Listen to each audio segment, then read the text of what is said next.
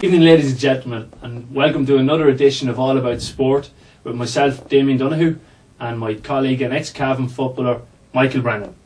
Damien, how's things? You well? Very good, very good. On this evening's show, we're going to talk about the All-County Football League. There was 2 games at the weekend.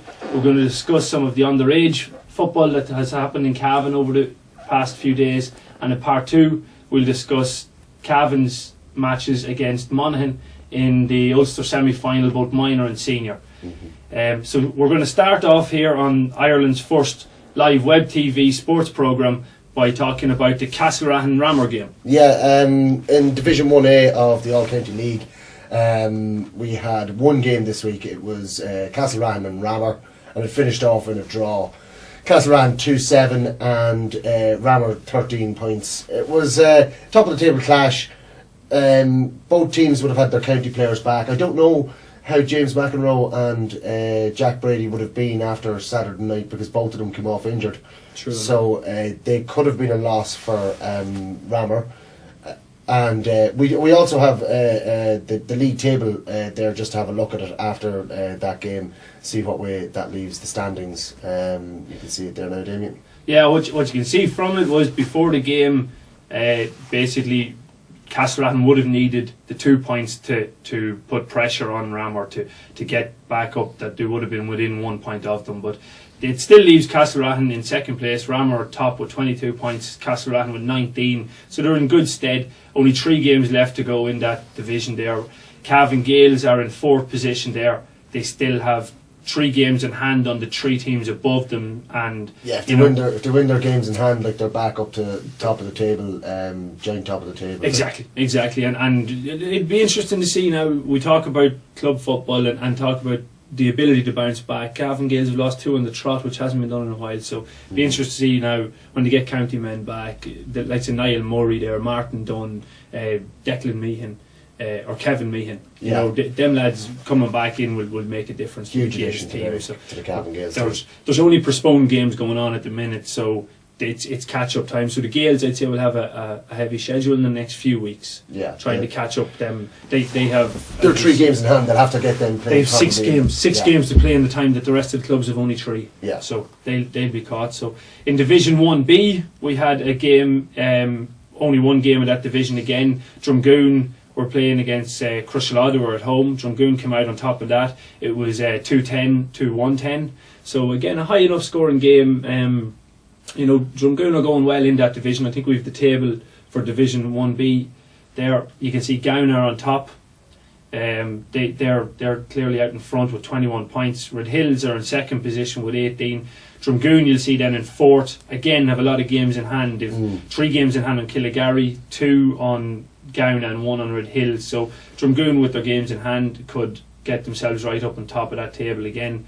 Joint top with Gown with the 2 games in hand. So that Division 1B is getting the cream is coming to the top of it, I'd like to say. If you look at it, like the top 6 teams, there's only 5 points to between them.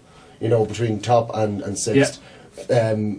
So it's still that's all in the melting pot. It's all over the next 3-4 games that we're going to find out who the cream will rise to the top, as you said, in the next 4 games, and hopefully ourselves, Drummond, will be there.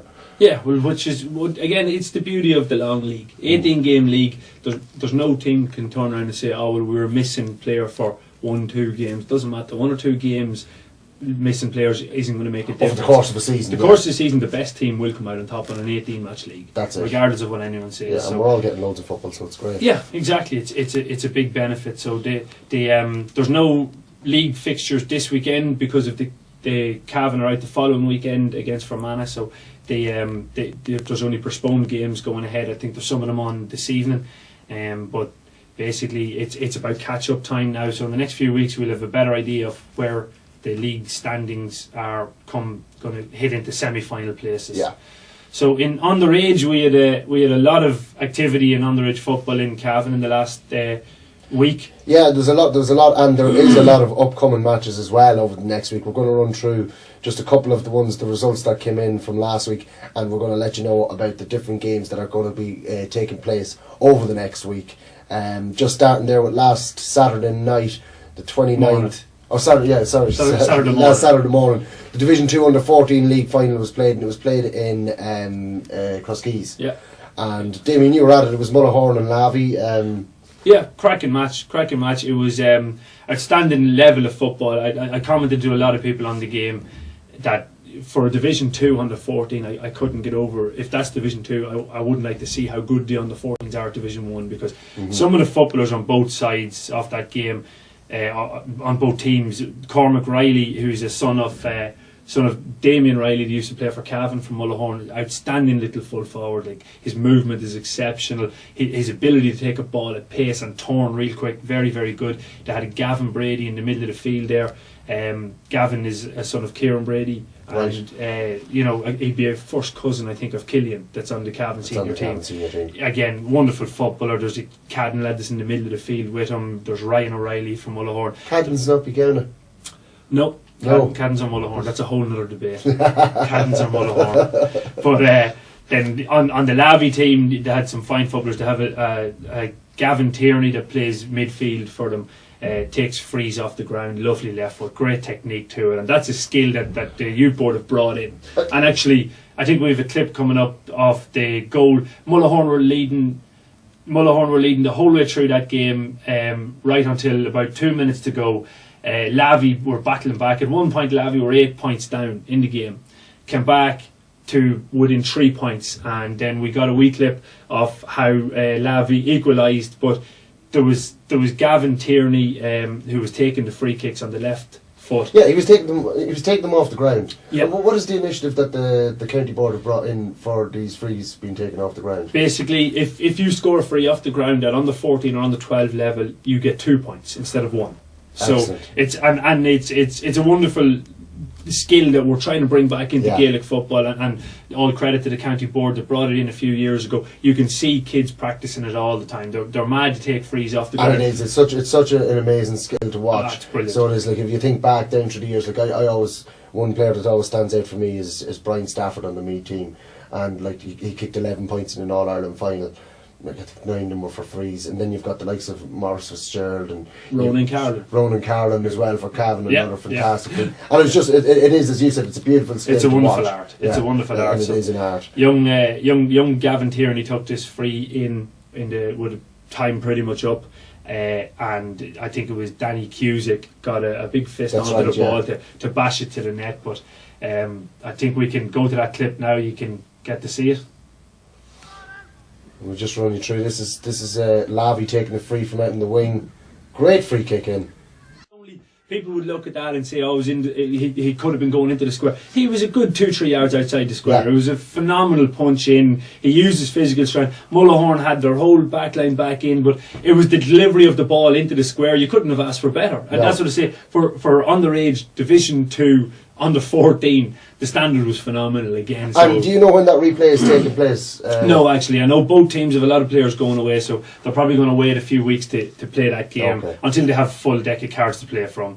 So we had one other final which took place on Monday night. That was Stradone. It was between Ballyburra and Ballina, and Ballina came out on top on that one with a scoreline of 2-17 to 2-8. Ballina, they always seem to be very strong at underage level. Yeah, I was over the Drumley on the 14 team that played Ballina this year, and they were very well coached. They were very skillful, big, strong fellas. They were, that was Division 3 standard. But having said that, it was still a very good standard of football. Like some of the point scoring. I think if you had an opportunity to look through the league and the results, you get to see that there are a hell of a lot of high scoring games at underage games in Cavan at the minute. So it's credit to all the coaches that are in Cavan at underage at club level, because at the end of the day we all go out and we see David Givney and Martin Dunn and these stars playing for Cavan, but we forget that they started off playing under 8s, under 10s with their club, and some coach within the club nurtured that talent and brought them to the certain level where the county spotted them. So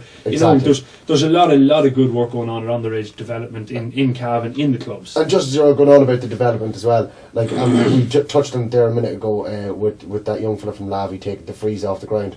When you look at our county team at the minute, and we've got such skillful footballers and whatever, and we've to take our goalkeeper out to take a free kick from 45 yards. Yeah. Hopefully over the next few years, if the county board keep this initiative up of trying to get these young players to take free kicks off the ground, we might have an abundance of free takers again, like we did before with Ronan Carroll. And it's not just Cavan that has that problem. You know, you look at it's a trend across it. Dublin used Stephen Cluxton. He comes out to take it. Tyrone were using their new goalkeeper, can't think of his name, Morgan something anyway, but all to come out. It's a new trend in Gaelic football. Goalkeepers come out and take long range free kicks. But what Cavan underage, the youth board, a number of years, I think it was 4 years ago, decided that they were going to bring back this art, and hats off to them. It's regenerated the love of kicking the ball off the ground, and kids are doing the skill of it. The skill, because it is. It's an art and skill. So we've upcoming finals. I have them here, Damien. Just on upcoming underage finals next Saturday, the 6th. Most of these games will be played on the 3G pitch in Breffni Park. At 12 noon, you'll have Kildallan playing Drung, and that's in the Group 3 final under 12. At 6:30 on Saturday evening as well, you have Arva playing Lara United. And Arab haven't got a team yet. And no, the Arabs don't have a team yet. Not in Gaelic football. Arva v Lara at 6:30, and at 7:30 you have Drumlane v Butler's Bridge, in also again in under 12. And on Sunday, Damien, if you want to run through there. Yeah, Sunday you have Sunday evening in the Group 1 final. You'll see the winners. The semi-finals haven't been decided in this group yet, but the winners of Coothill and Drumgoon play against the winners of Muncher Connacht and Cornafane. So that'll be Sunday evening at 5:30 again on the 3G pitch. It'll be followed by the Group 5 final, which is Crushala against Gowna, which is good to see two more traditional clubs in Cavan back up at a good level of under 12 football. And at 7:30 on the same evening you have the Group 6 final, which is neighbours Ballymacue take on Mullahoran in the under 12 Group 6 final. So Mullahoran are in both under 14 and under 12 final, so their underage work is paying dividends. Absolutely, it looks like it that they've, Mullahoran are always strong, but to be in both finals, under 12, both the under 12 and under 14 final, it's great to see it. Very good, yeah. Just another thing to mention, while we're talking GAAs, Paul Brady, the legend that is Paul Brady, won his 8th national four-wall championship in the US on Sunday. While Cavan were losing to Fermanagh, Paul was winning his 8th title. He beat Martin Mulcairns. Don't know where Martin is from, but what can we say about Paul Brady? Like he's done it again. Like he's a legend. He's an absolute legend, a living legend, and we're very lucky in Cavan to have somebody like him that has brought such a level of expertise. He's absolutely, he's a professional. He is a professional in everything that he does, and we need to give him all the recognition that we can. So and hopefully when he gets back, he doesn't get enough recognition. But after all that, we'd like to say well done to Paul anyway. Yep, and congratulations. We're going to go to an ad break now, and in part 2 we will be talking about the recent Ulster semi-finals between Cavan and Monaghan. So stay tuned.